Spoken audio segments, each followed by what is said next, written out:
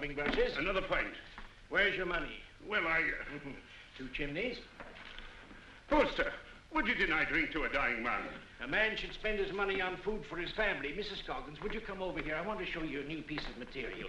It's fresh off the Boston packet. And that fine quality. Now feel it. Be a wonderful dress for your little girl. Don't you think so? It's money, money, money with your Poster. Nothing but money. I've been sorry for him ever since his wife ran off with that lieutenant. If he'd spent less on whiskey, he wouldn't have lost his wife. Let me show you another piece. Drunk or sober, Ma would have left him anyhow. She was that kind. Yeah, how do you like that for quality, huh? Let him have it. Very well, Tim Hager. You'll have your whiskey. But this is the last time... All right, Poster. No preaching.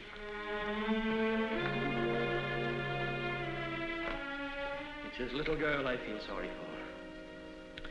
Poor little Jenny Hager. Faster, faster!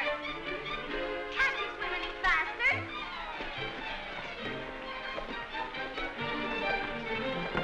You're not even trying. Faster, faster, faster! Faster, faster! Come on, faster!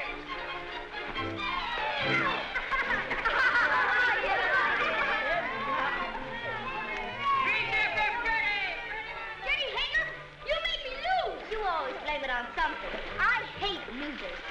Come on, Ephraim. Get ready and I'll race you. But Jenny, I can't swim. You'll never learn till you get out in deep water. But I'm gonna go. You're scared of the water. Oh, why don't you go help your father in the store?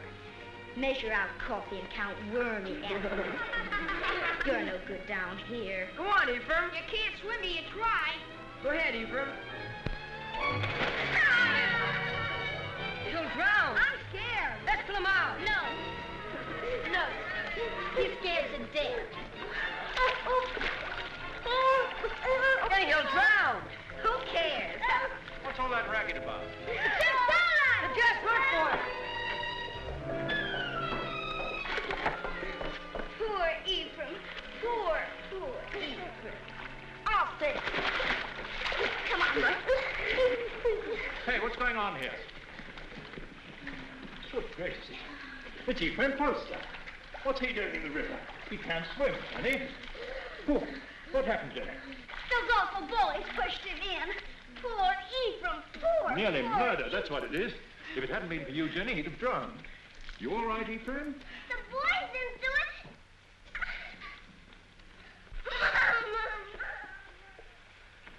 There we are. Ah, Tim, just in time. Huh? This little girl of yours is just... Tim Hager. Stumbling drunk in the middle of the day. You ought to be looking after you, Jenny, not going from tavern to Jenny? tavern like... I've no wife to care for either of us now. It takes money to bring up a fine lass, Your Honor. You mean it takes money to keep yourself drunk? Papa, let Jenny come to boarding school with me. Would you like to come to boarding school with me, Jenny? Would you? Boarding school? Yes. I like that. I can't send you to boarding school, but you could come live at the house and earn your keep, I guess. Help in the kitchen and run errands for Mrs. Saladine. No. If I can't go to boarding school with Meg, I'll stay with my father. All right. He is your father, at least in the eyes of the law. Now, you look after that girl of yours, Tim Hager, and stop being a disgrace to Bangor. Thank you, Your Honor. Drive on. Now, young Poster, we'll take you to your father's store. That tight-fisted, sour-blooded old skinflint. You might be better off with Mr. Saladine, Jenny. Not in Mrs. Saladine's kitchen. I've no money to bring you up properly. Never mind. Before long, we'll have everything. Houses and carriages, horses and kitchen maids. All those things, my lass, you're a wee bit young. Just as soon as I grow up, we'll have everything we want. Because I'm going to be beautiful. Empty. Beautiful.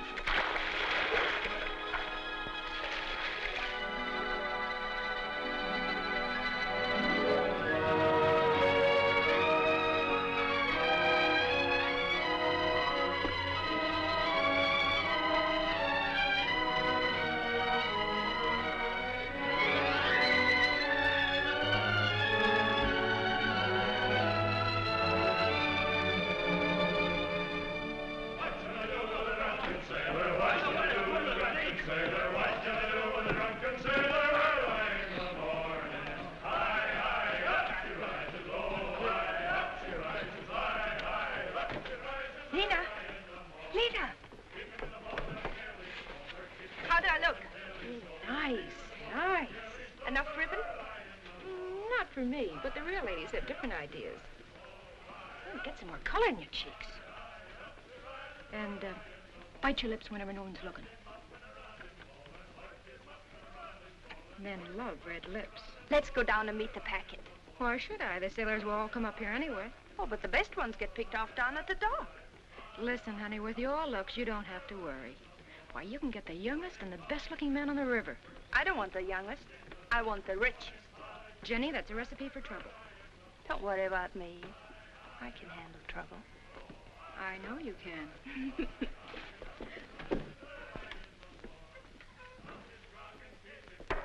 Whiskey. All right, Mr. Hager, but you needn't holler. Someone might hear you out in the street. Who, for instance? Jenny, for instance. Yeah.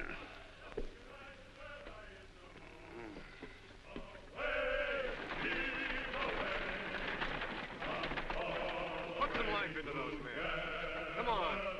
Heave. Away. Heave. Yo-ho. Heave. Away. Heave. Yo-ho.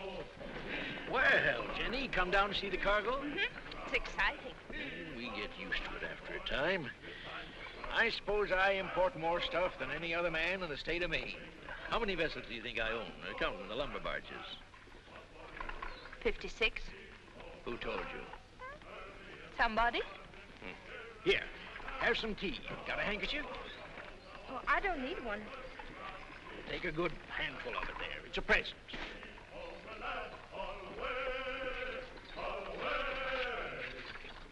The work was hard and the voyage was long.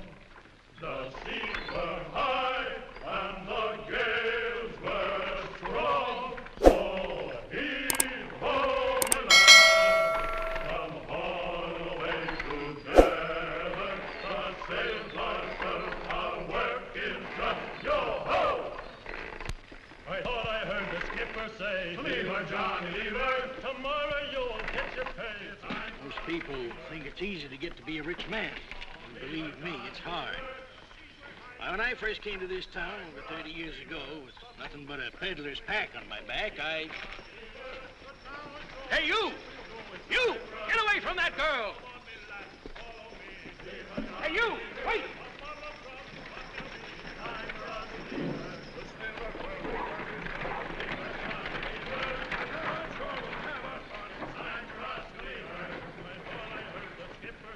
Leave her, Johnny, leave her.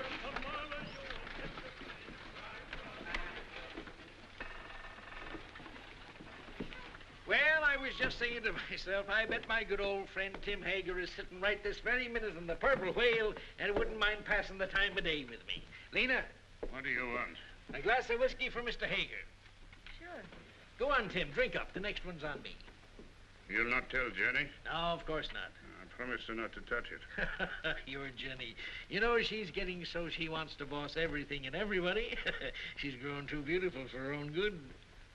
Why do you always wish to be talking about Jenny? Oh. I don't think I like why you always want to be talking about Jenny. Oh, now wait, Tim. Give him a rum and whiskey. We're not bringing him a Jenny. I know what you're up to. I? Oh, why, I'm just a dried-up old herring. She's too young and beautiful. So is your lad. And you sent him to Cambridge to keep him away from her. Ephraim? Why, he's too shy and scared of her. She's full of spirit. She's for somebody like that first mate. What first mate? Why, What first mate? Louis. My first aboard the Gadfly. He's as handsome as the old Nick, that boy. When I saw him and your Jenny walking away just now, I said to myself, there's a youngster who knows his way about with the women. Where are you going? Home.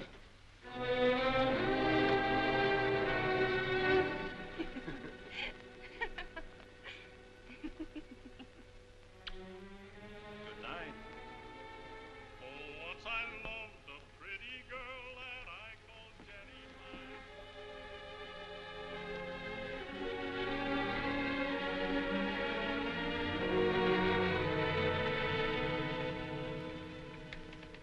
You're like your mother. A wanton. That's what you are. Just like your mother. You'd like to keep me here forever, wouldn't you?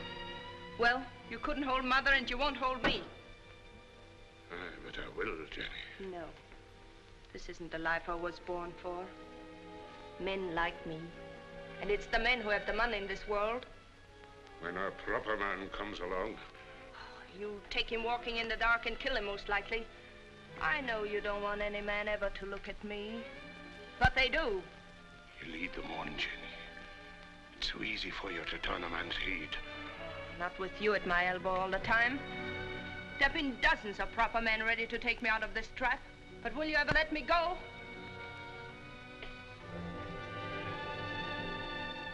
I know Mr. Poster wants me. I made him want me. What do you think of that? There's a devil in it, Jenny Hager. A devil straight from the bad place. And I'm going to whip him out of you. You're going to beat me. This is one beating you're not like.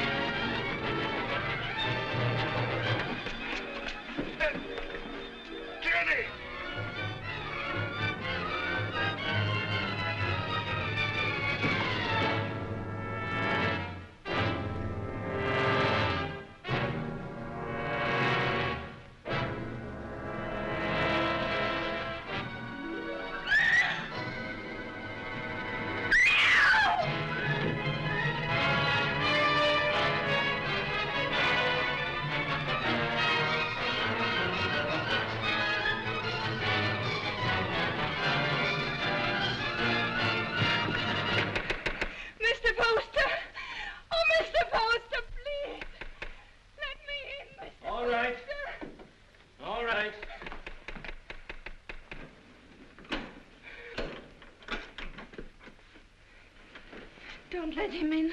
Don't let him get me. He'll kill me, Mr. Poster. What is it, Jenny girl? Who's after you? Father took after me with a whip. Land of promise, Mr. Poster. Come help her, Mrs. Hollis. There now, Jenny. Don't worry. Everything's going to be all right. You bathe her and rub some butter on them bruises and put her in my bed. Oh, that Tim Hager, he ought to be birched. That would take 6 men to do it. He's big, Mrs. Hollis, but no bigger than righteousness. If the town don't birch him, he'll be birched by the Lord. You showed good sense, Jenny, in coming to me.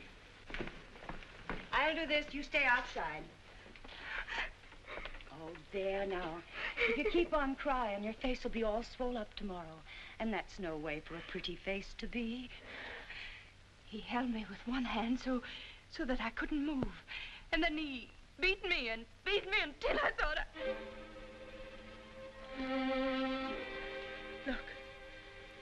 Look at my back. Oh, I can't go back there. I can't. He's going to kill me. You're not going anywhere until you're healed and sound again. Now you get out of these things while I heat up some water. You'll be as good as new and just... Yes, Mr. Poster. Something you wanted?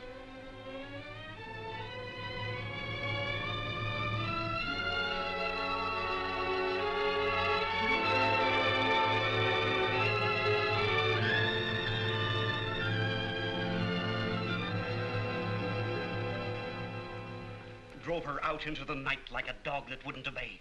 Reverend, it's the rum that does it. We ought to scourge every tavern keeper out of town and into the river.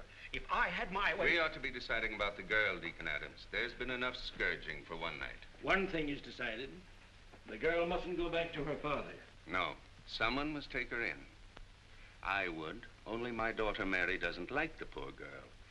Then she's not for your house, Reverend. Make a bad situation worse.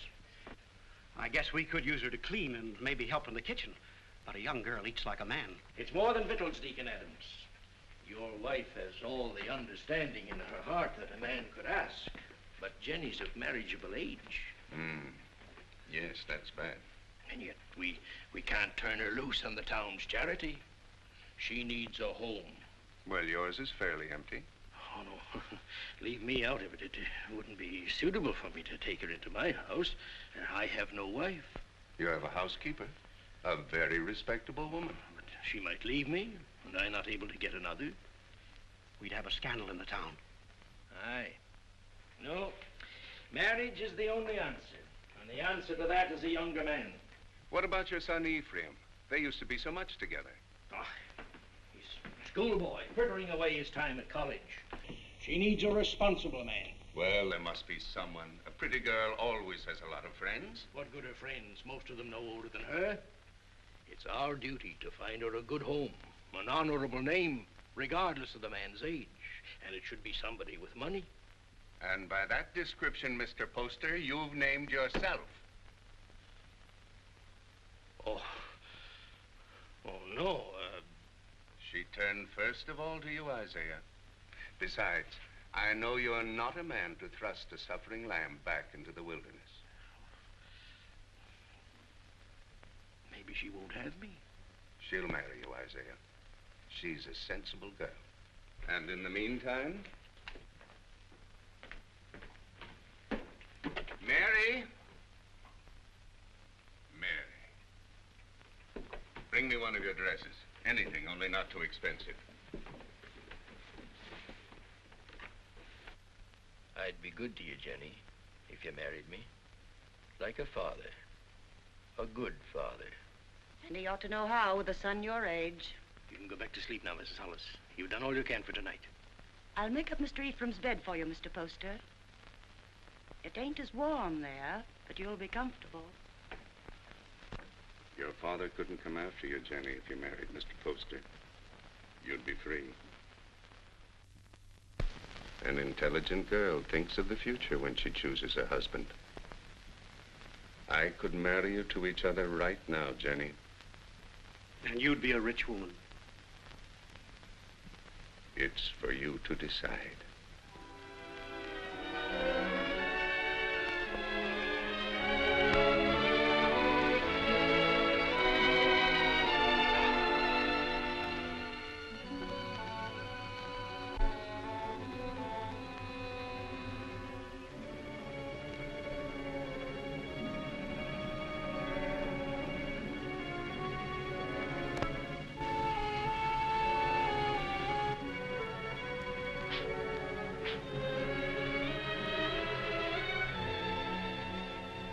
And when my father died, I turned to the only friend I had, Mr. Poster. He was very kind, taking me into his home and giving you a nice young mother. Think of all that means, Ephraim. You must learn to say yes, ma'am, like a proper son, because I shall demand obedience and love. And if you refuse, my dear son, I shall punish you by not kissing you goodnight. Now, Ephraim, do come home and see what a fine parent I can be. I do think families should be close, don't you? Jenny. Why, Meg Saladine, come in. Oh, if you're busy, Jenny, I can... No, don't go away. I was just ordering something from Boston. Something to brighten up the house. How nice. Mr. Poster's a very lucky man. This has been a very lonely house for him. Oh, I'm going to make a lot of changes. Meg. Yes? Will you help me? Of course, Jenny, of course. The water glass always here. And the wine glass here. And, oh, Jenny, you'll have to get rings for the napkins. Now, the biggest plate here. Money changes everything. All I ever needed before was a knife and a spoon. But you want to be a lady.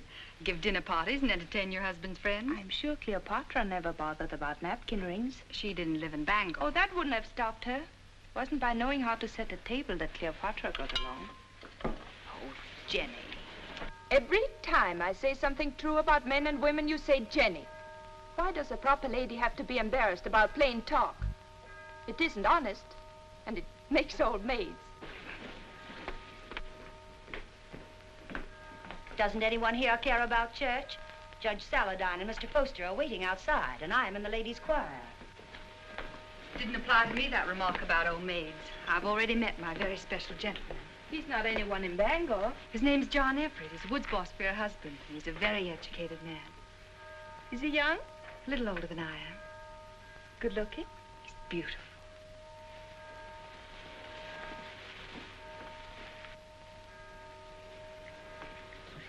Why don't you marry him?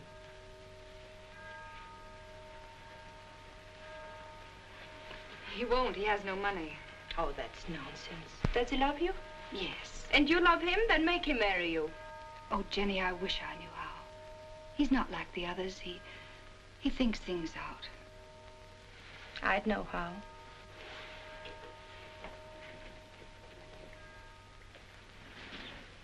I wouldn't give him a chance to think.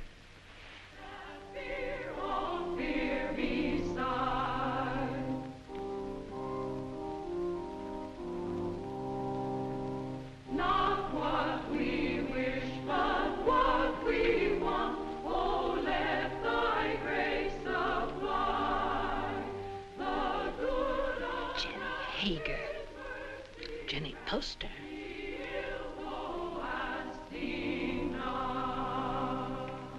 Before me sit the wealthiest families in Bangor.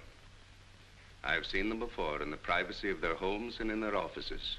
When I came to them to ask for money to enlarge this church, they gave me not enough to erect a temple of branches on a hillside. And so again today, in the house of God, as they sit here with their consciences, I ask them now to pledge funds to enlarge this church. I cannot ask of the poor, but I can ask the wealthy. And the poor shall know the names of those who do not give. Mr. Poster.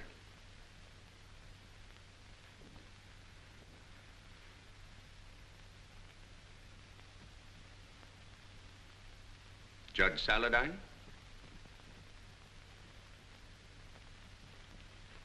Mr. Burrows. Mr. Bailey. Mr. Clayton. This is intolerable. If you have no feeling for your fellow men, at least take some interest in the welfare of your own children. Grog shops and low houses cover every inch of our waterfront. Our wealth is poured into Devil's Half-Acre. And our young men, your sons, have nowhere else to go. Give me a bigger church, and I'll keep them here. Will no one pledge to the church more than just enough to save his face? Mr. and Mrs. Isaiah Poster will contribute $1,000.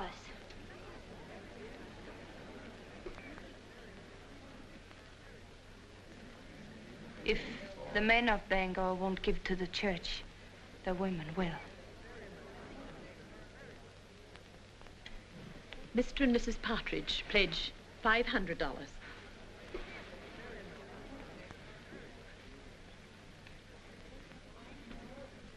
Judge Saladine will pledge $1,000. Jenny, I want you to go on working for the church. A church can endure only upon deeds and not lip service. I'd say her lips had done you enough service. $1,000. If you think I've so much money, you ought to... Stop it, Isaiah. You're the luckiest man in Bangor. Oh, Mrs. Poster, I'm so glad to see the younger members taking an interest in the church, and I must apologize for not calling on you directly after you were married. That was a wonderful contribution, Jenny. He's a wonderful husband to let me make it. Good morning. Good day, Reverend. Good day, Reverend. Good morning. Good morning. Good morning. It ain't the money I mind, but I'd like to know what you're doing with it before you do it. I gave the money because I hate grog shops and what they do to people.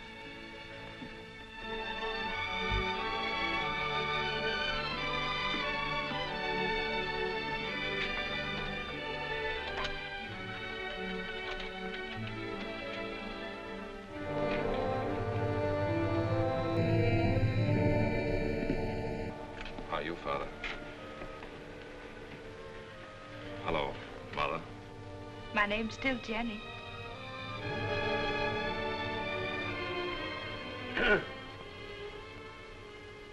You came home, did you? I thought you'd be on your way to England by now. Oh, England is full of architects. I knew you'd come home. Isaiah told me he sent you money to travel for a while, but I didn't think you would. I came close to it. I didn't know whether to mind your letter or mind his and go away. It's easy to see which one you thought more of.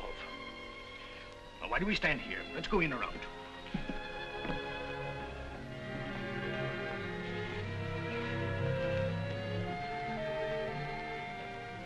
And let me do the writing to my son. Mr. Ephraim. My Mr. Ephraim. Why, you've grown as much as you ever will, haven't you? Oh, I'm stunted. They don't know how to bake an apple pie in Cambridge. You'll have one every day if only you'll stay here. He'll stay.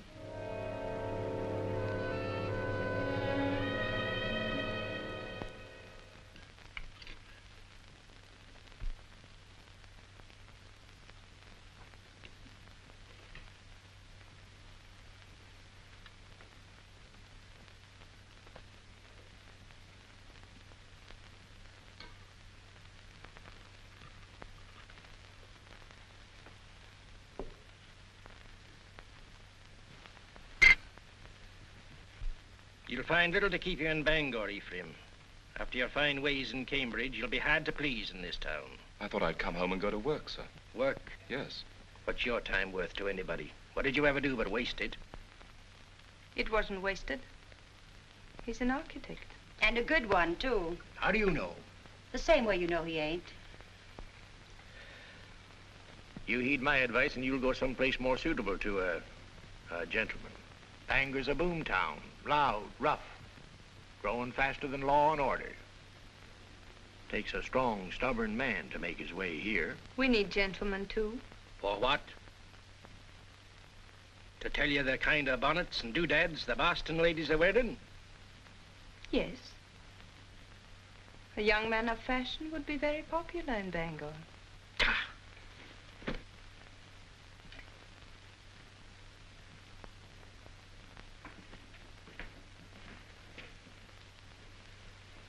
I'll join you later. Well?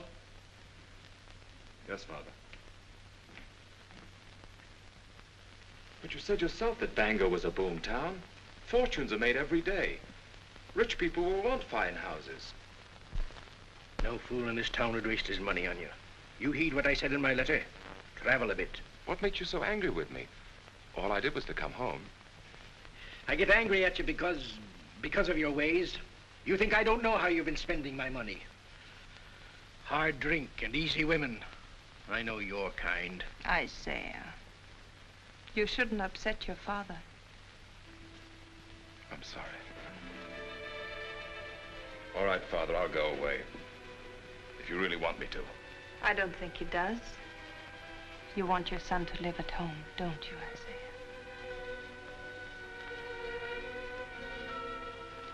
I've got a headache from all this talk. I'll lock up.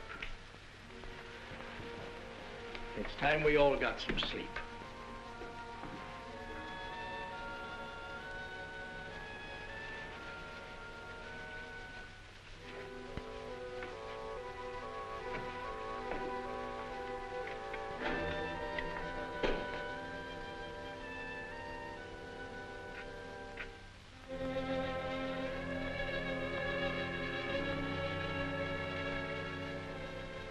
Shall I light your way?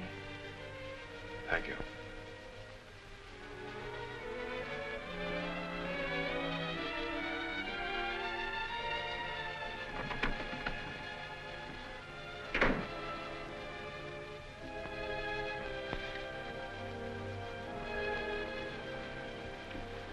It's been a long time, Ephraim, hasn't it? A long time, a lot of changes. Did you really like that kind of woman? That kind he spoke about? I'd rather not talk about it, Jenny. I used to see them near our house before I came here. I used to watch them and wonder about them. I can see how women would be attracted to you. All kinds of women.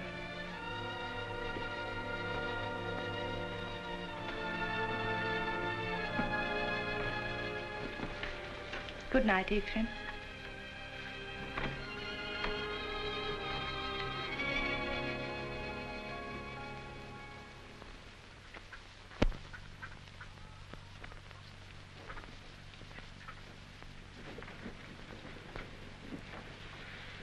Got everything? Yes, all the groceries, but no spectacles. They're hard to find.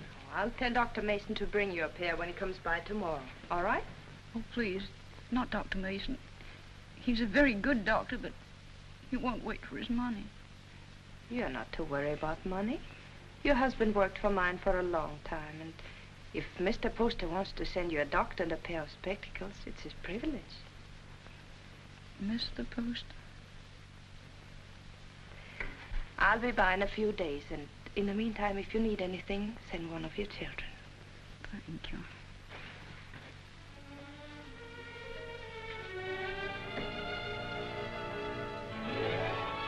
That's the way to hold your place in the town, Ephraim. And the people love you for it, Jenny. And I do want my husband and my son to be proud of me. Well, I wanted to see how you spend your days. Thanks for showing me. You've grown, Jenny. My father's wife's a great lady. I think behind Mrs. Isaiah Poster, you'll still find Jenny Hager. You remember Jenny Hager? Oh, that little ruffian? Well, she pushed me in the river right here. That isn't true. The others pushed you in. I pulled you out. Oh, that's right, you did. Of course I did. Didn't we always stick together? Ephraim and Jenny, side by side against the world. Oh, we had good times here, didn't we? Better than we knew. Shall I tell you something?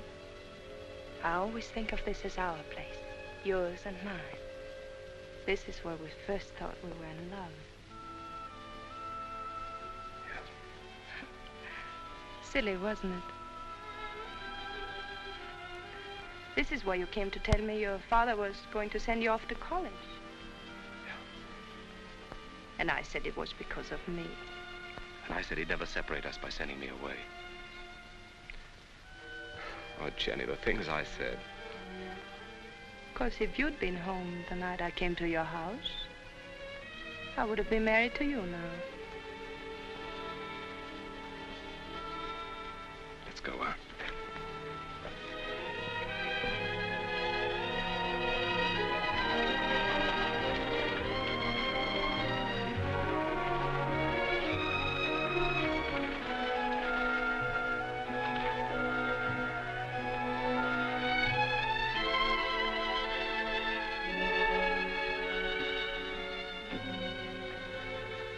Come into the store and wait on me the way you used to.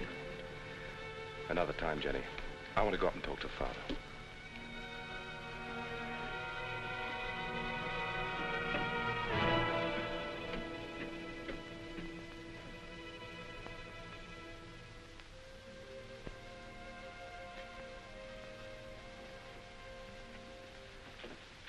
Hello, Father. Be with you.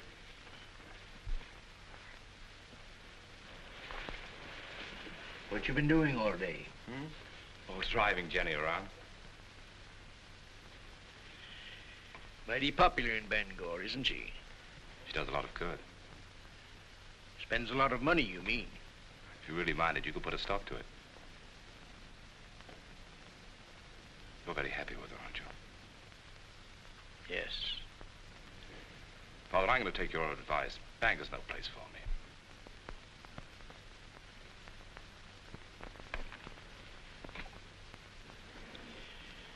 When will you be leaving? Right away, before the river freezes. I thought I'd spend the winter in Boston and then go off to Europe in the spring. I think your father needs you here, Ephraim. Why, Jenny, you feet like a bird. I didn't hear a sound. You want him to stay, don't you, Isaiah? Why don't you tell him you want him to stay? Can't you be honest with your own son? I'm honest with everybody. You might be of some small use to me if you stay on. But if you don't like it here, get out. Only don't come meeching back again. If you go, I'm through with you. I'll take you home.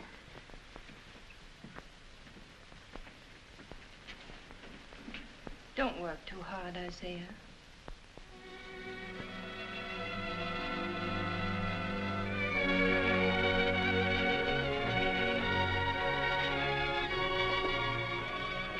Surprise.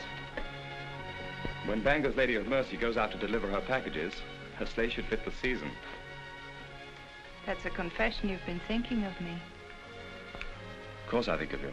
Yet you've been avoiding me. Careful. Paint. Put it down.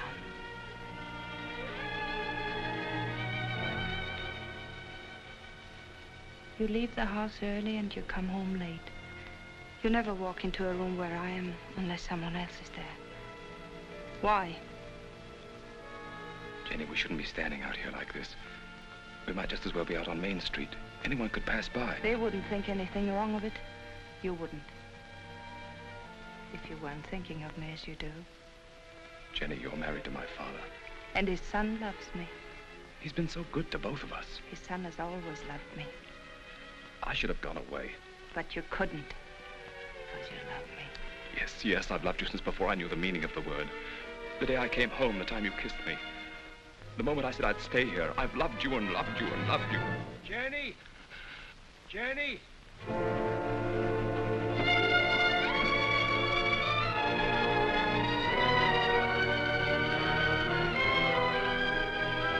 Jenny, father's very ill. Send for a doctor.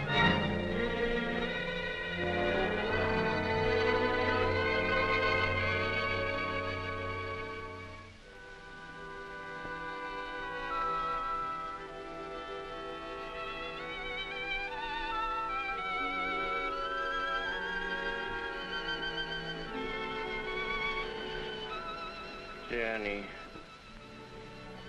Yes, Isaiah, I'm here.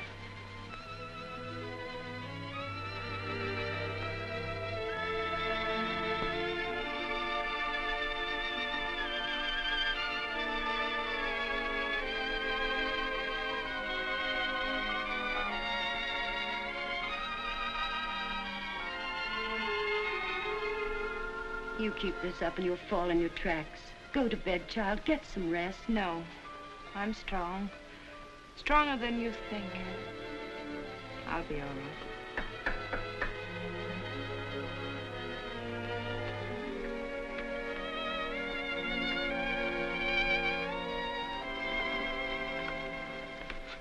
How is he? Just the same, sir. Is there any possibility of speaking with him, Jenny? There's trouble in town. Dr. Mason says warm weather might bring him around. But that's a long way off. We're at our wits' end. There are too many people in town, too much idleness. Did you hear the shooting last night?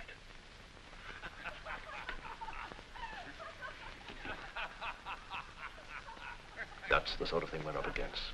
Lumberjacks coming to town between jobs with rum and women on their minds. He told us 2 years ago we should have a police force. We should have listened to him. Well, Jenny, take care of yourself.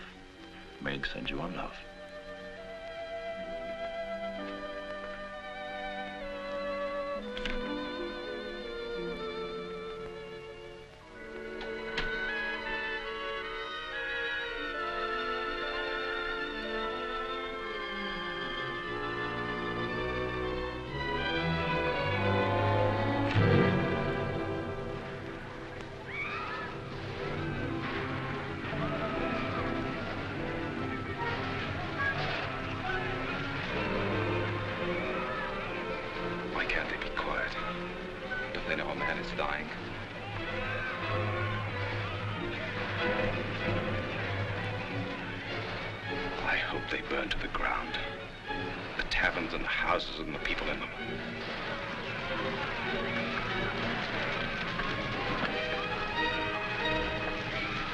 Judge Saladine.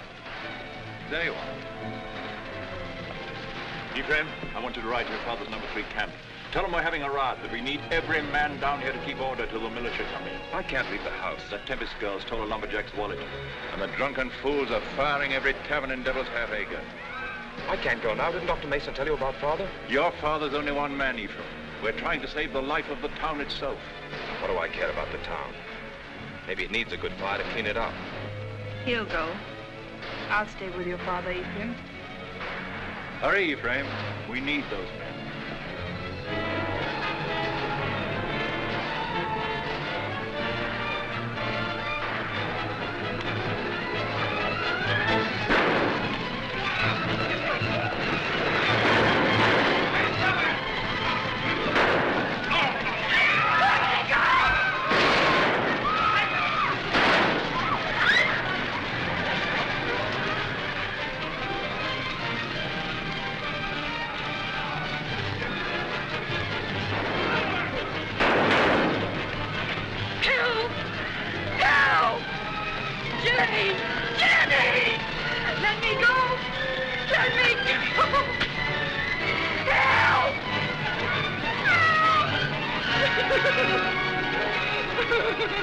out, didn't he? Where's my money? I didn't take it. I didn't take it. Where's my money? Let's give her a band. That'll lose the tongue. Let her go. Keep out of this, ma'am. People are getting hurt. I didn't steal his money. He was drunk in the back room. I only came in to take away the glasses. Anyone might have been there before me. It had to be mighty fast to get in a man's pockets before you. $100 a hole when there's work. I say dip her in the river. Come on, what'd you do with it? Oh, Jenny, let her go. I'll give you the money. You're Mrs. Poster. Yes. It's nice to meet the gentry, ma'am. But I'm not so sure I'll be happy just to get my money back. We want to know what's going to happen to her. Since I'm giving you the money, it's my right to decide that. Why do we gibble and gamble about it? There's the girl, there's the river. Let's give her a bath. Wait. We'll be waiting for your store to open in the morning. If the money isn't there, we're coming up here and collect it.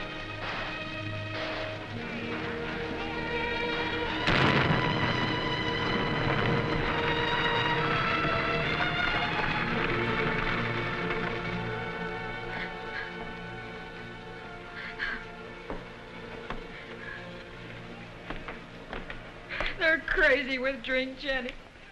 Burning and shooting and stabbing.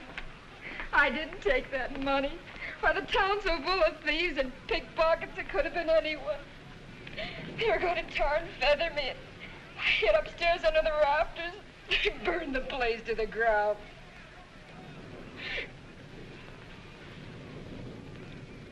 If I'm to go up to Camp 3, I better leave now. I want to be back in the morning.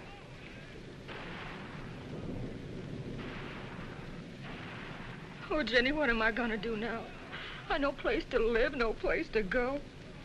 It isn't right, Jenny, to be smoked out in the streets like an animal. I don't want you to worry about it, Lena. I want you to rest. Lena, do you remember the house I used to live in? Well, I want you to stay here for the night, and tomorrow you move in there. It won't cost you a cent, and if anyone should bother you, you come to me. Oh, you're good, Jenny. That's why you come up in the world. That's what I tell everybody about you.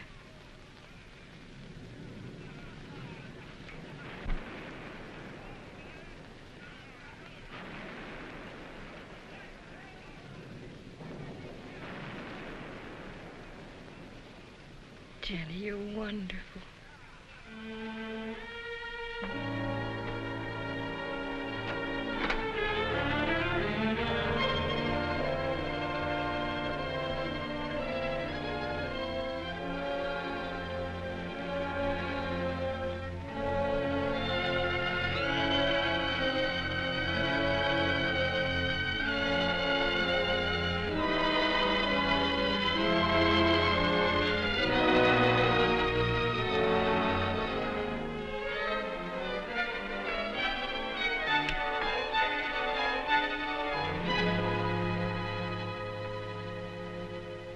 Are you going to take the carriage or the brown mare? I thought the mare would be better. You'll be careful, won't you? I don't want anything to happen to you.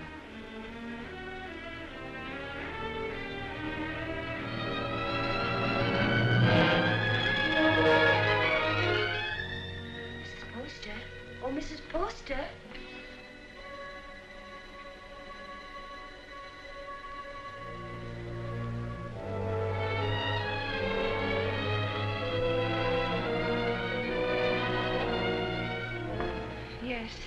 The fever's broke. He's breathing better. He's going to get well.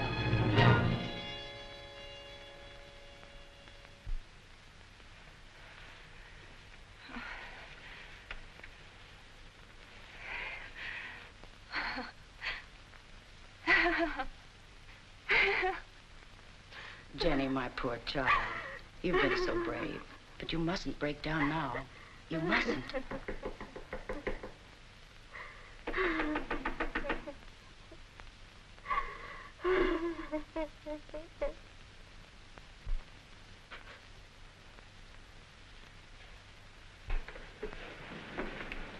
Has Mrs. Poster gone to bed? Does she ever go to bed, the poor child, nursing and tending her husband? Tell her to come to the Saladine house.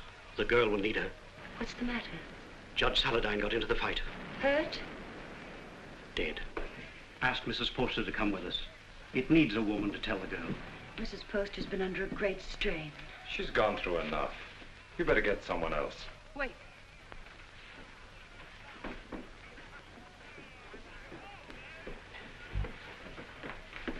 pack my things and send them to the Saladine house. I'll be spending the night with Meg.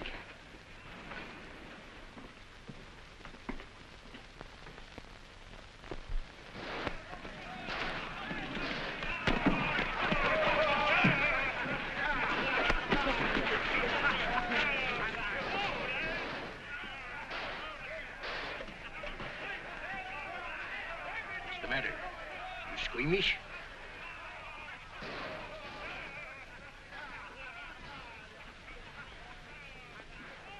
They're still fighting. Can't someone ask for permission to bury the dead? I did. So we all sit about and wait for the liquor barrels to run dry. The loafers and drunkards have taken over the town. And for 3 days, a man like Judge Henry Saladine can't be carried to his resting place. There's a fine victory for rum. Don't talk like a fool.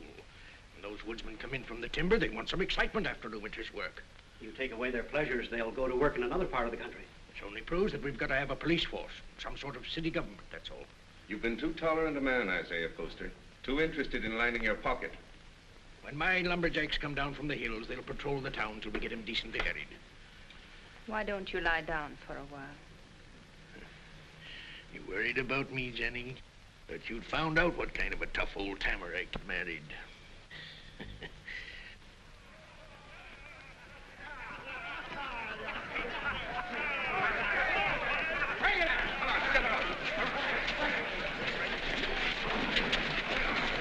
Well, we can start the funeral. What I said still goes. Get a little law and order in the town, and the grog shops can stay. Good for business. Where are you going? Those are my boys. Going to give them orders.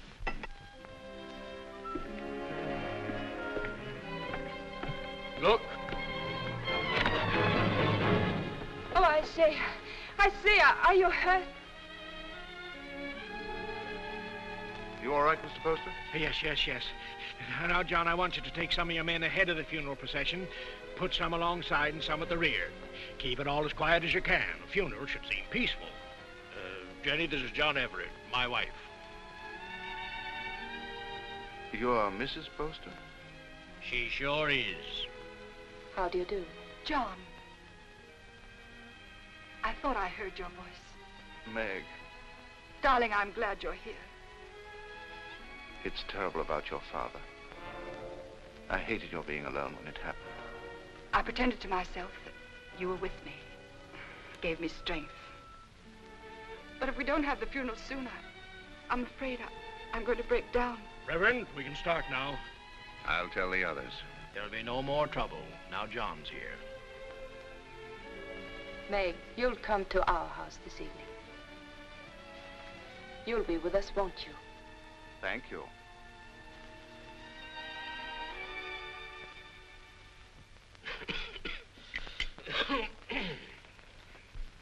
No, those aren't my after-dinner pills. These are from my spleen. Let me look again. I'll find them in a minute. And bring a glass of tepid water. Yes, Mr. Poster.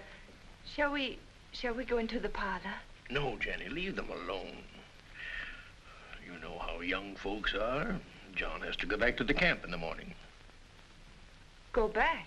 Yes, of course. Darling.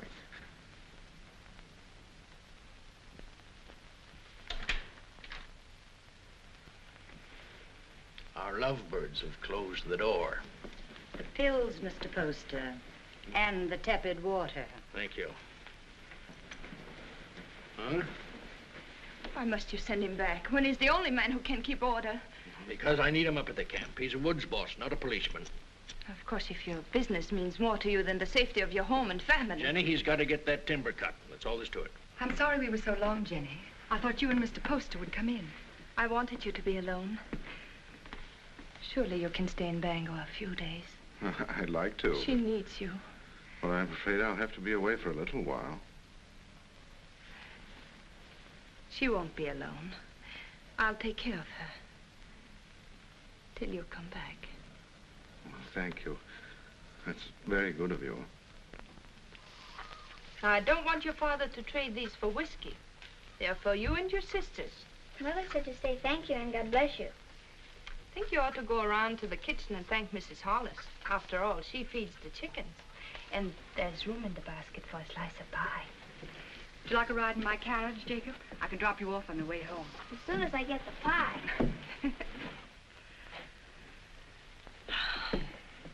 Isn't it a beautiful morning? Jenny, I've been wanting to speak to you.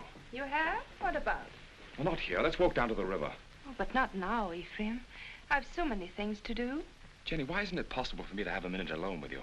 But we're alone now. It's not my idea of privacy. Mrs. Hollis in the kitchen, Father home every day, Meg following you about. I'm sorry. That's a very short answer, Jenny. What is it? Have you seen somebody else?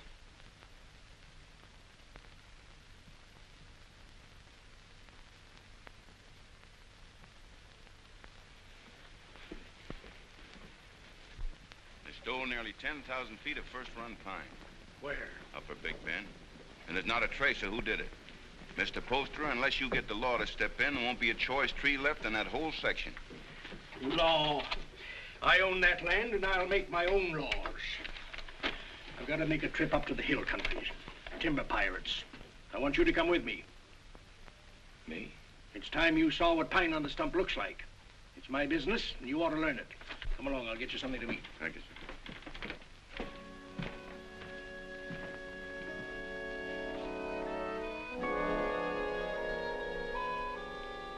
Jenny, What are you waiting for?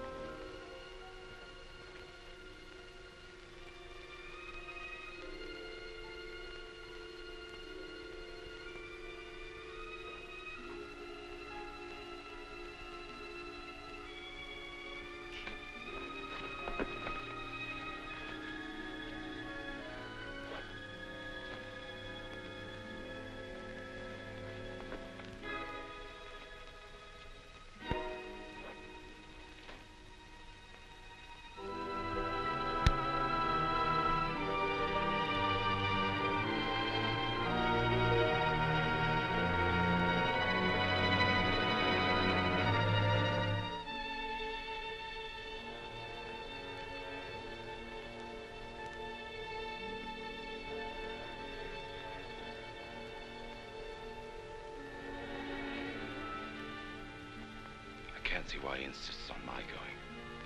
I'll be dead useless weight, and afraid of the water besides. Boats would be bad enough. These will be canoes, flimsy Indian canoes made of birch bark.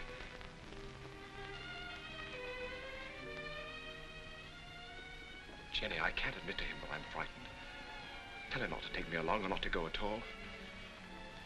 I told him I wasn't cut out for that sort of life, that I'd be more of a burden than a help. But he's so stubborn, Jenny. How long must he live, Ephraim?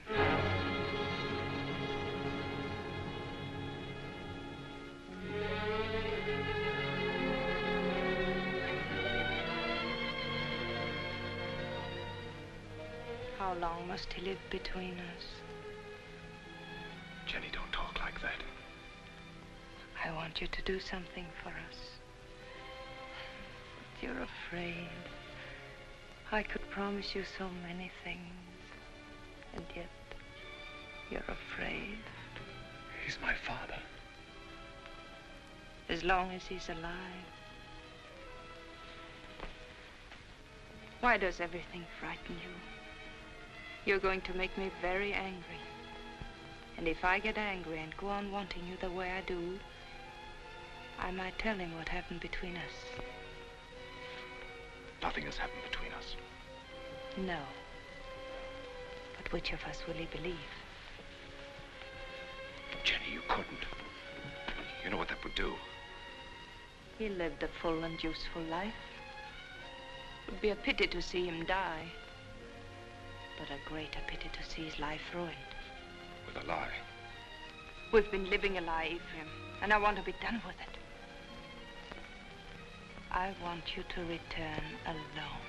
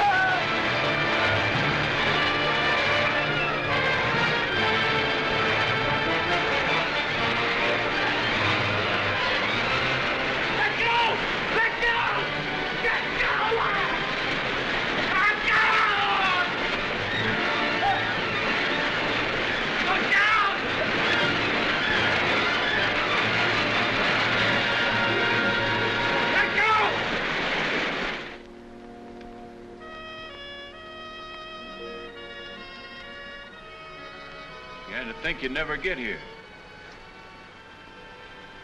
Where's the old man? Where's your father? What happened? What happened? He make all man die. Now, we go through swift water. He afraid. He stand up in canoe. And the canoe turned over. Mr. Poster was too weak to swim. They fought to see which one would get that bailing bucket. I guess you can see who won. He's dead? I guess he is, ma'am. Where's his body? Must have settled in the quiet water further down. I'm sorry, but we hunted all we could. I'm sure you did. That's the whole of it. Except what Mr. Poster here can tell you. If they hear of anything, they'll let you know. Thank you. Jenny, believe me, it wasn't my fault. I was afraid. You know how afraid I am of the water. You can't come into this house, you wretched coward. You killed your father.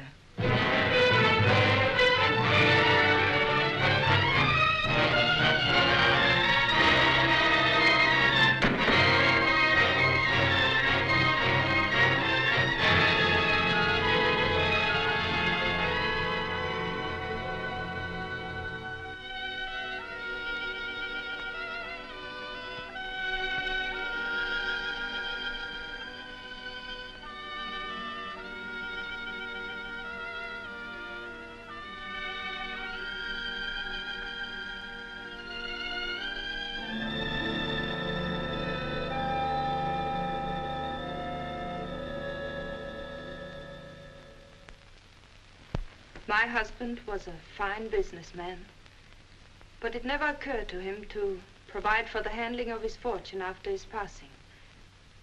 Well, there'll be no cold on Friendly Bank telling my woods bosses what to do. No disrespect intended, Mrs. Poster, but it's a man's world we live in up in the woods, and we don't rightly see how a woman fits in. Duncan's right. Right, man. You'll go right on living in your world without interference. I'll own the properties, but you'll take your orders from your superintendent, John Everett. That's fine. That's fine.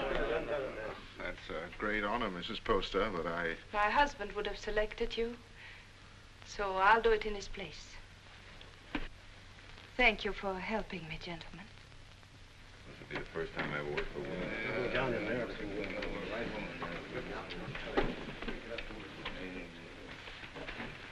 Until this meeting, I thought I was very much alone in this world. Mr. Poster was a fine man. It'll be an honor working for his lady. We won't give you any trouble, Mrs. Poster. Good day, ma'am.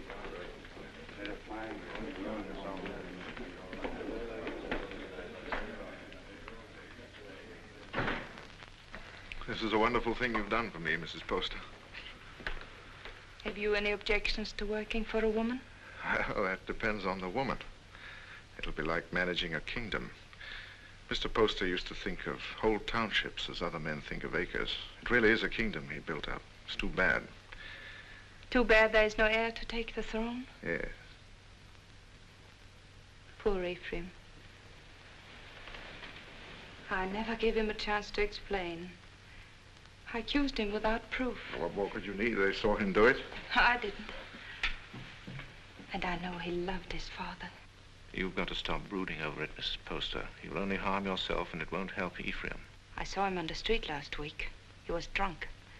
And Dick and Adams were shouting, "You've chosen your damnation, and eternally damned you'll be."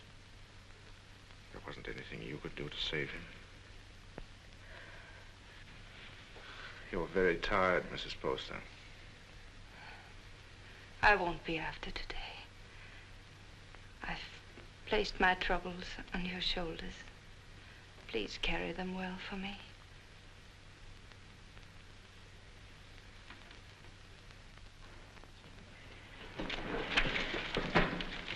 Meg, Jenny spent all morning getting them in order. Don't, Meg, you'll only mix them up more. I was only trying to help. Oh, I'm sorry. I didn't mean to shout. You're tired. In every bone. Driving timber was nothing to this.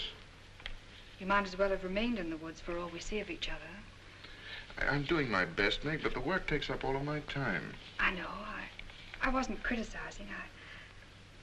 I was just wishing that... But what?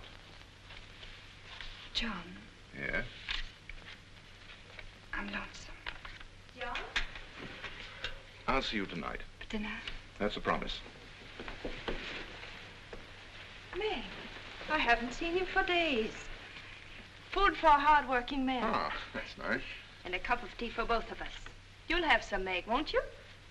There isn't enough for the three. I'll give up mine. The accounts receivable are all mixed up. I had them in order, but then the wind came in. Oh, later. You haven't eaten since morning. Meg, your man doesn't take care of himself. You better do it for him, or there won't be anything left of him to marry. John, there's a rumor that a company's being formed to build steamboats. Is that going to affect us? Not while water freezes, because then steam's no better than sails. But steam trains, Jenny. Just think. There'll be one to Old Town, and one maybe to Holton, and definitely one coming this way from Augusta. And we can load our wood right on our own trains and get into market weeks before the ice breaks. We'll outsmart everyone in the business. There'll be no stopping us once we get started. Jenny, you'll be the richest woman in New England. Then we'll have to make you the richest man. What's happened to Meg? Meg?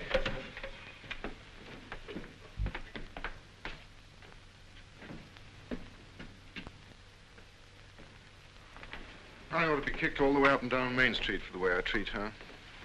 She's more understanding than you think. I'll be with the Temperance League all afternoon, so if there's anything important you want to discuss with me now... Nothing that can't wait. It's Mrs. Hollis in the store. Tearing it apart? No, she wants me to drive her home. Working again tonight? I'm having dinner with Meg. Good. Take better care of her, John. You do neglect her. Goodbye. Bye.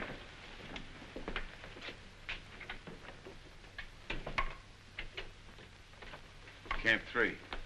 Thank you. She's a wonderful woman. Someday I'm going to pull a bottle out of his hand and bash his head in. Who are you talking about? Young Poster. You should hear the things he says about her. Has he been talking about her? Why, that drunken little... I've seen her nearly sick with worry over what he's doing to himself. Find out where he stays. I want to see him. Poster, are you in there?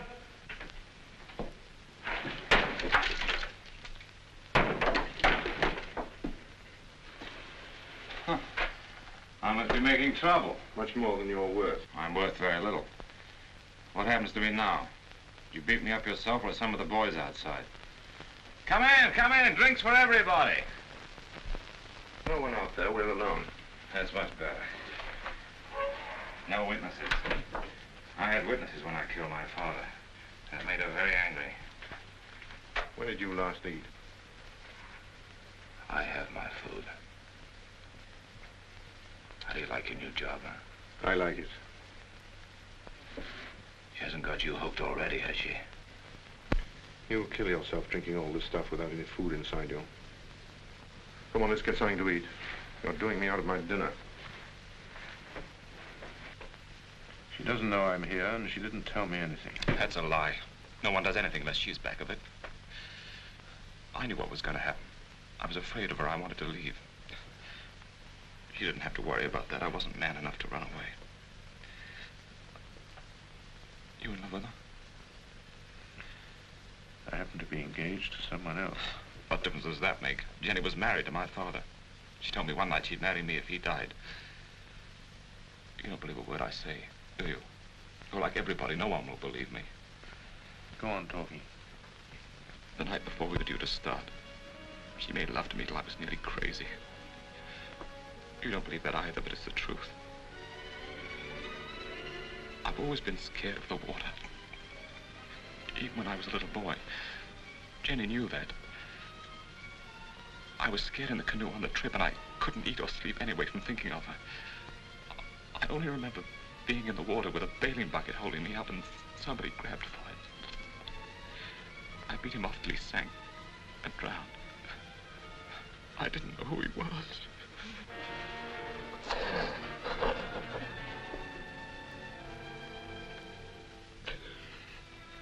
She's so rotten. You've got to believe me. She's not even a human being. Maybe I did know who he was. I guess I did. She's put the thought in my heart. And if I hadn't done it then, I know I would have later.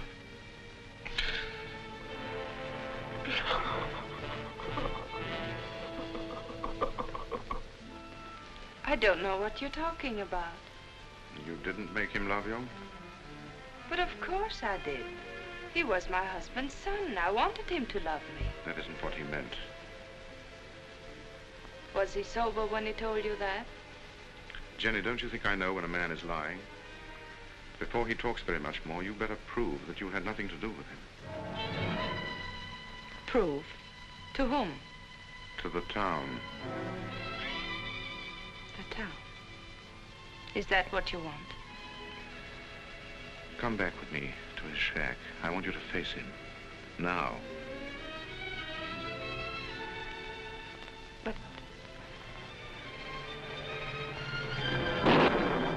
the rain. You know what happens to the roads in the rain? Yes. They get very muddy. But they don't change their direction. Good night. Oh, no. It isn't that I'm afraid. You mustn't believe him. Please. All right. I'll go.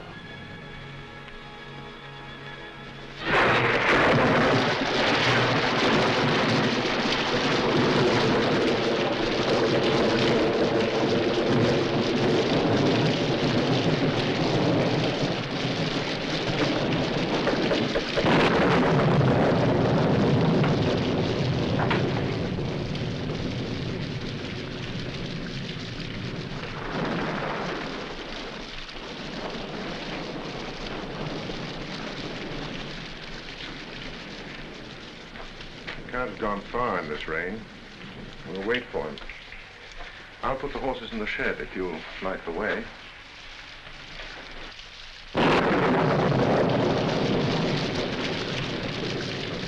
See if the shelter's clear.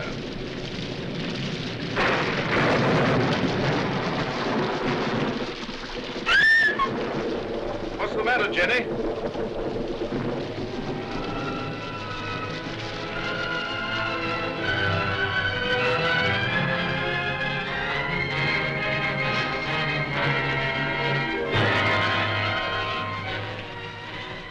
Don't look, Jenny.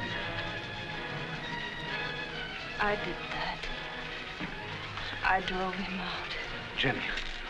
Don't say I didn't do it.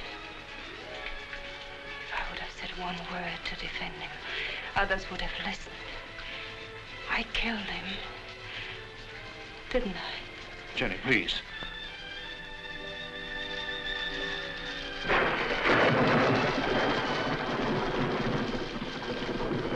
Go inside and sit down. You're shaking.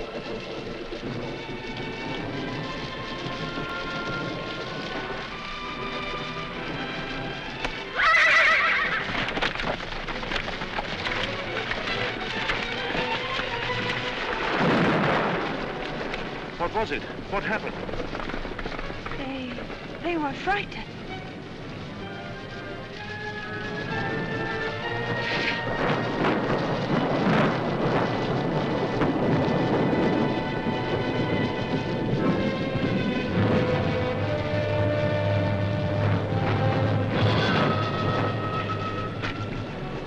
We're 10 miles from town, and we'll have to walk.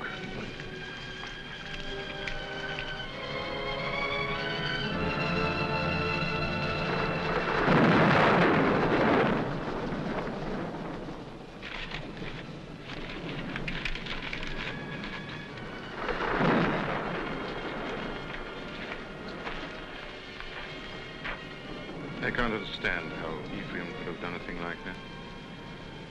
It isn't atonement, it's running away. And you can't run away from the hereafter. It's not Ephraim who's upsetting you. It's because you're here with me. Well, aren't you worried about your reputation? It's a small thing to worry about after that. You better try to sleep.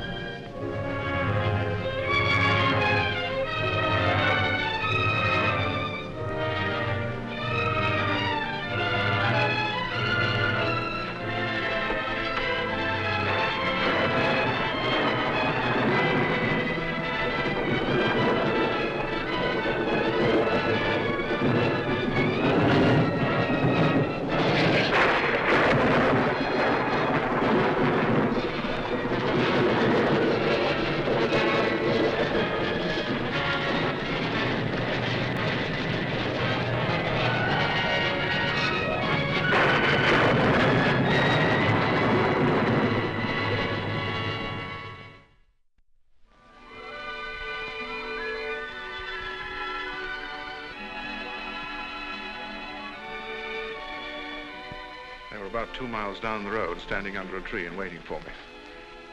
And the carriage? Just a broken axle. I can fix it in an hour.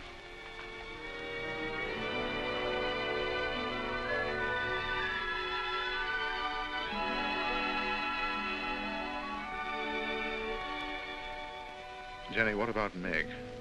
She won't try to hold you. I know, but to stand up to her and tell her that I love someone else. You won't tell her. A big, clumsy thing like you. It's a woman's job. Oh, no. But she's a friend of mine. I can make her understand. I'll tell her myself. But, John...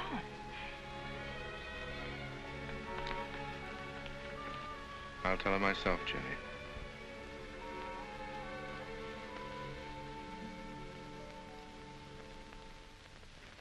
It must have been the storm. That's the only way I can explain it. The storm and the excitement and the lightning struck us. What more can I say? It's nice that we're such friends. Makes it easy to talk this over. There's nothing to talk about. I love him. But if you still want him, he's yours. You know that. You know I'd give him back to you if you asked me to. I suppose I'm a fool. Why? I should have realized that when he said he loved me, he must have said the same thing to you just the day before. No, he didn't. He never said those words to me. I thought it was because he was shy.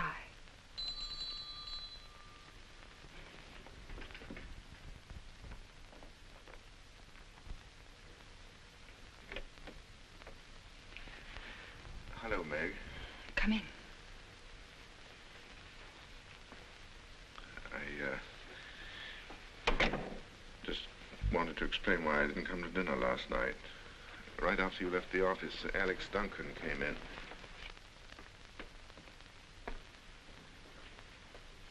Jenny, I told you I wanted to explain this to her myself. I didn't think you should.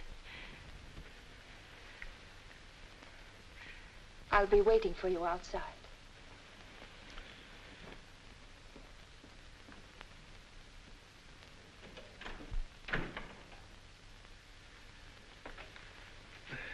I didn't want it to happen like this, Meg. I wanted to be the one to tell you. I don't see what difference it would make.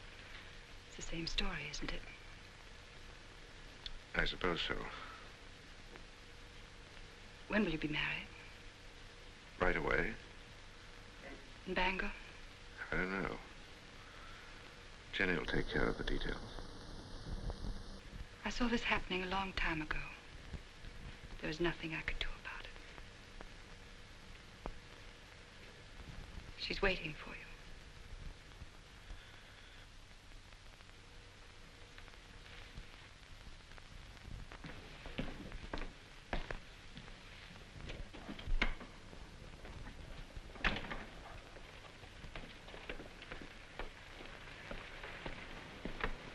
Jenny, how could you do a thing like that? I thought if you came here alone, you wouldn't come back to me.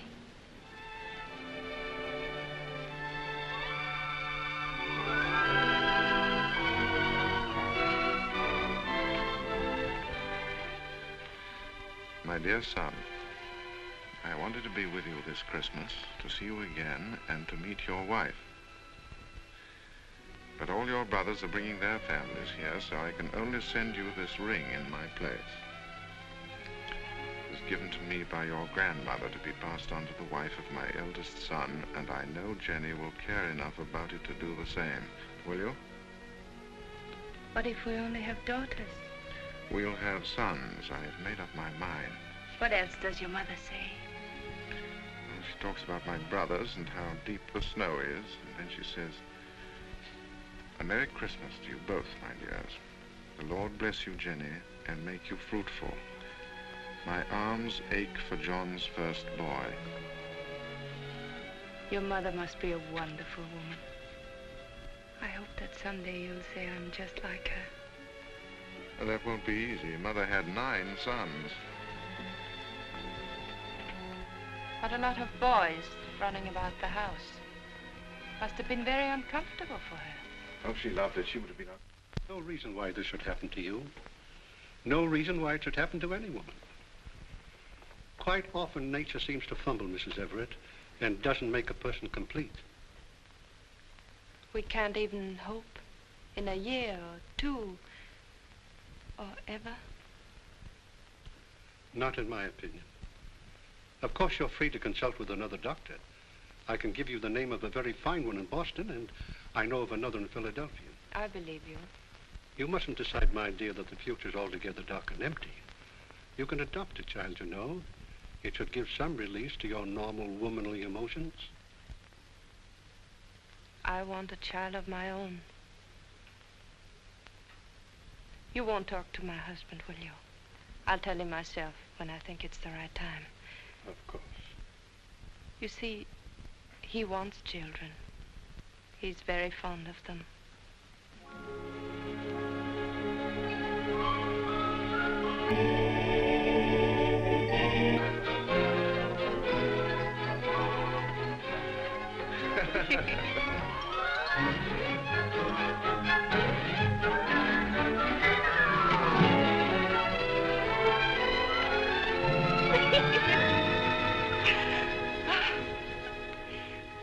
I never knew what love was before you. I know now. I was never married to Isaiah at all. And Jenny, I want you to forget Isaiah. I want you to forget your whole life before I came into it. You know, a lot of new furniture isn't going to change that house. Why do you want to go on living in it? Oh, but it's a good house, John. It'll stand for a long time. At least until we know just where to build another. Well, I'm not finicky about where it'll be. I just think you want to go on living in that old tomb. What do you say, Jenny? Should we start building our own house? But that is our house. Belongs to Isaiah Poster. Let him keep it. Ah, but he's dead and he left it to me. Belongs to him and his son, and it's full to the roof with sorrows. I want to get out of it. I want new rooms and more of them. And for the sake of our children, I want light and air. There are enough rooms now. Which isn't the right house, Jenny. It's too close to Devil's Half-Acre. It isn't the place to bring up children.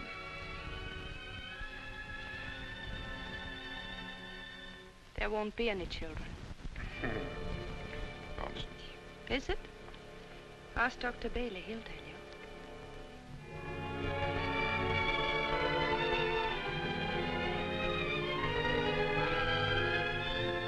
Seems there are some things we haven't talked about. When did you learn this? Some time ago. What exactly did Bailey say? Oh, I don't remember. Makes a lot of difference, doesn't it? How do you mean? Between us. Doesn't make any difference at all. There are many things a husband and wife can live for. That's very sensible, but I wonder what you'll think in a few years from now. I'll think that you're more beautiful than ever, and that I love you very much. Oh, look. There's Lincoln Petrie. He's a great man. He has special powers.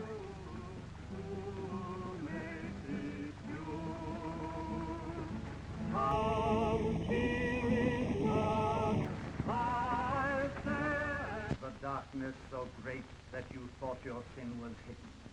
There are eyes that search out every sin.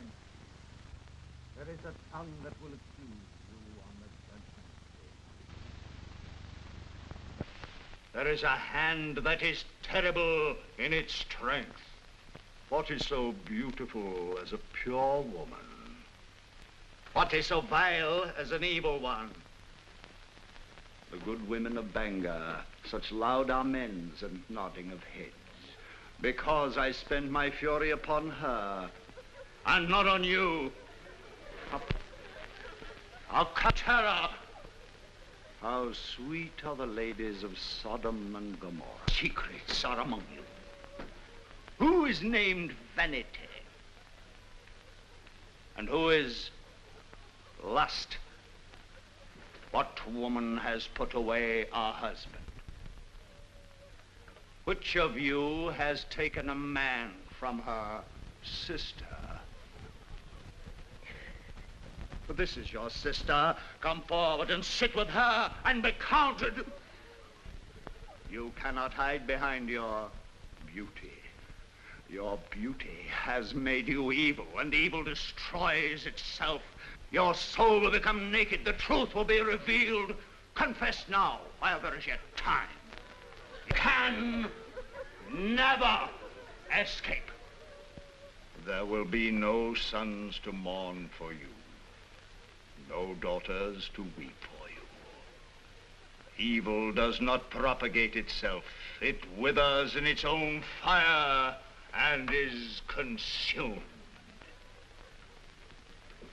The lips of a strange woman drip honey, and her mouth is smoother than oil. But her end is bitter as wormwood, sharp as a two-edged sword.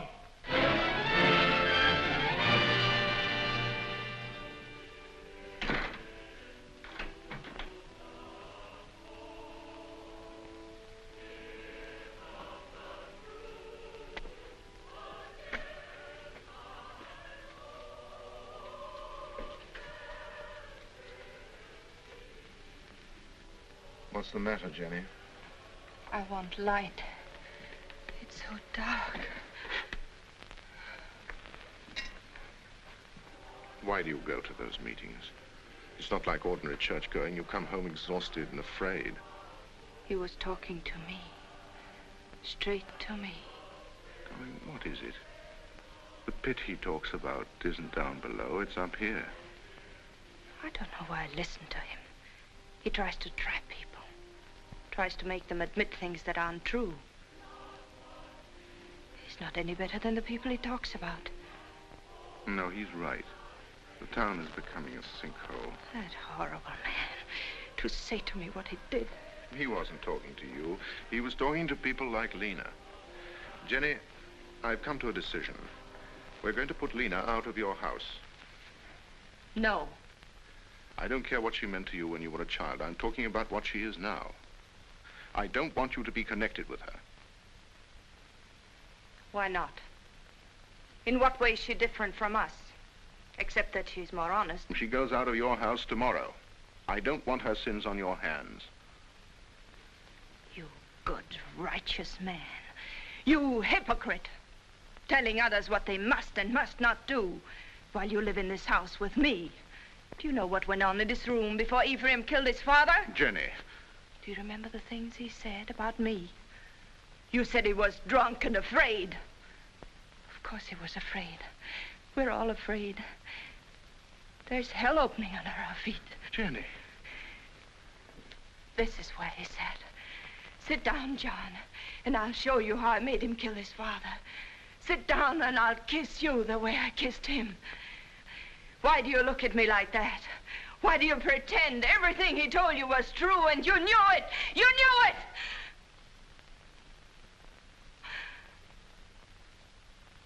Oh, I don't know what I'm saying.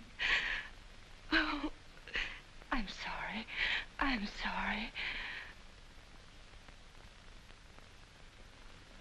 Go to bed, Jenny. Please go to bed.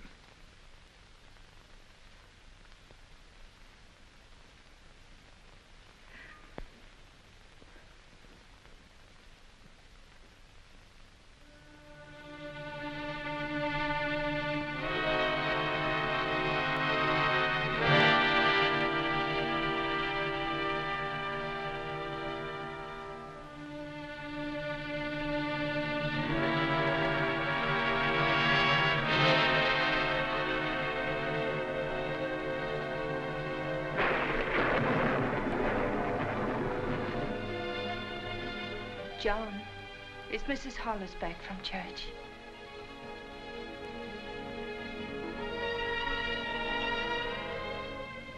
John, it's time for bed.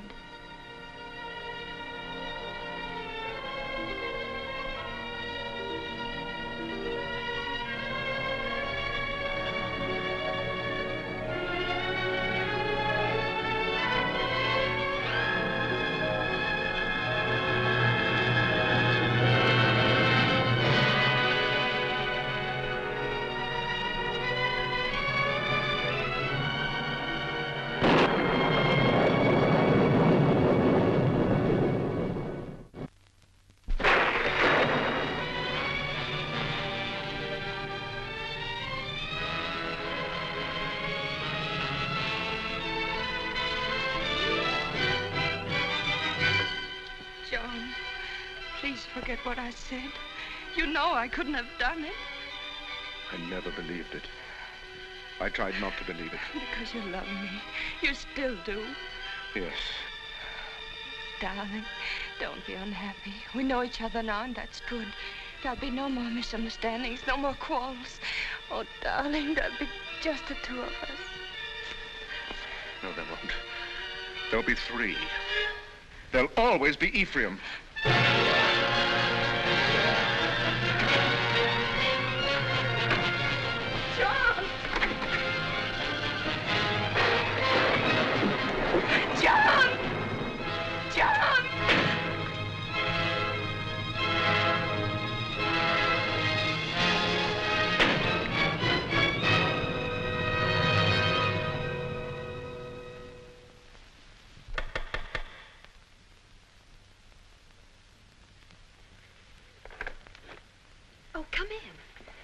Mary, I'm looking for Mr. Everett. I thought he might be with Reverend Thatcher. Father isn't here right now, but if you'd like to wait... Oh, no, thank you. I have no time.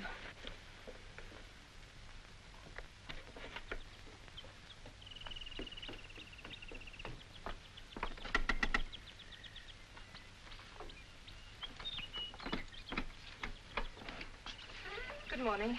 Is Miss Saladine home? No, Mrs. Everett. She went out. Has Mr. Everett been here? Oh, no, I haven't seen him. Thank you.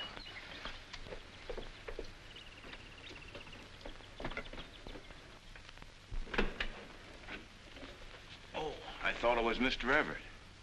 Do you know where he is? It's Didn't come in here, ma'am. I slept here last night on account of the rain, and you're the first one in. Mr. Everett tells me you're sending a school teacher up to every camp with more than 2 families. That's a handsome thing to do, ma'am. Guess you're mighty fond of children. Duncan, who did sleep here last night? Was it you or Mr. Everett? Ma'am, I told you. Oh, that's just another one he has. He sometimes... He wore this hat when he brought me home from church last night, and he wore it again when he went out for a walk. Now, why aren't you supposed to tell me where he is? You put me in an awful fix, ma'am. I promised him... Duncan, he isn't well. Couldn't you see that? What good is a promise to a sick man when it keeps his wife from helping him? Is that the trouble with him? I kind of thought he looked funny around the eyes. Where is he? Well, I'm not telling you, mind you, but that'd be the wrong kind of hat to wear up in the pine country. Where in the pine country? Fire watcher's cabin. Indian Hill. When will he be back? I don't know. 2, 3 days, I guess. He said he wanted to go up there and think a while. Oh, I got a loose mouth. That's my trouble. Makes 2 people I told where he is. Who is the other? Miss Saladine. Miss Saladine. Came in here about an hour ago and dug it out of me just like you did. Said she saw him last night alone. Acted like something was wrong. Next time he trusts me with anything, it'll... It was very good of you to come up here, Meg. But there's really nothing you can do to help me. No one can help me but myself. My whole life with Jenny has been the act of running away. I ran away from the woods where I belong. And again, I ran away from the truth when Ephraim tried to tell it to me. I forced myself not to believe him. I understand. If you had, you never would have married Jenny. No. But this time, I'm not running away. Right or wrong, my place is with Jenny. I love her, and I'm going back to her. John, I'm glad. Because I believe that her love for you has made her as good as everyone always thought she was. Shall we go now?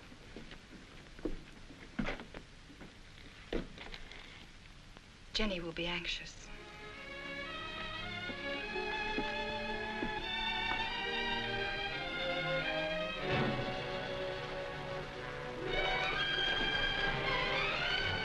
It's Jenny.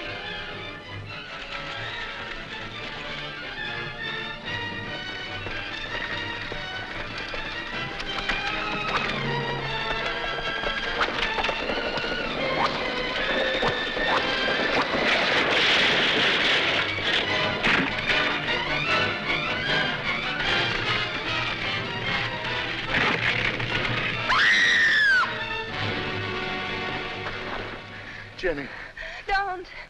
Don't move me.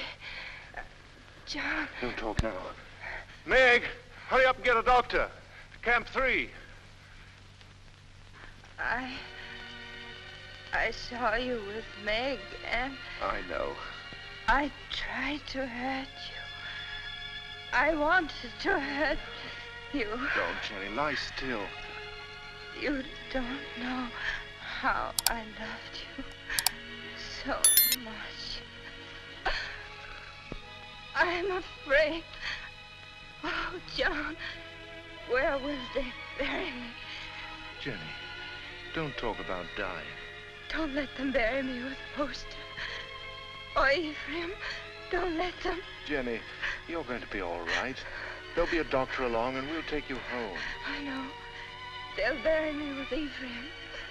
They'll bury me in that house with Ephraim. Jenny, darling, listen to me. Nothing's going to happen to you. Not now or ever. As long as I'm with you. And I'll always be with you. I never went away. You do love me. I love you more than ever.